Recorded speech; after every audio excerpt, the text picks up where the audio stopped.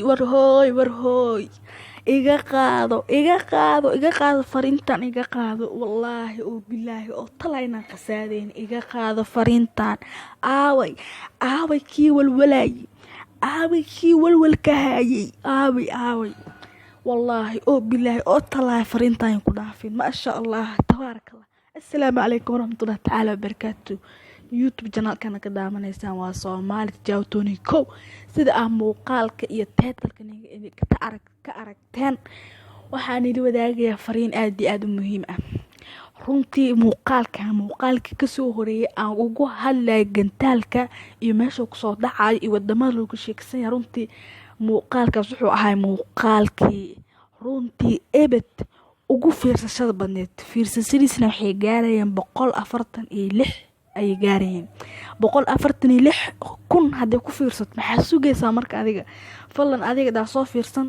kumatiga ugu soo dhigaa soo fiirso insha Allah. muuqaalkan waxaan idin wadaagayaa aaway dadka murugaysanay fariintan iga qaado aaway laa ilaaha illallah 27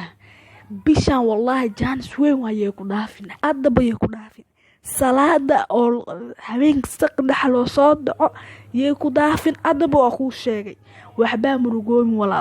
murugoonin caawa jaanis waa maka cawanaysan faqri maka cawanaysan baraka la'aan insha Allah caawa si fiican u duceyso waliba waxa badisa Allahumma innaka afuwun tuhibbul afwa fa'fu anni badi ducadaas si fiican u duceyso quraanka badiya cibaadada badiga salaada badiya ma sha Allah wallahi oo billah oo talaba liibaanaysan khayr mooyee sirna arkaysin insha Allah anani iri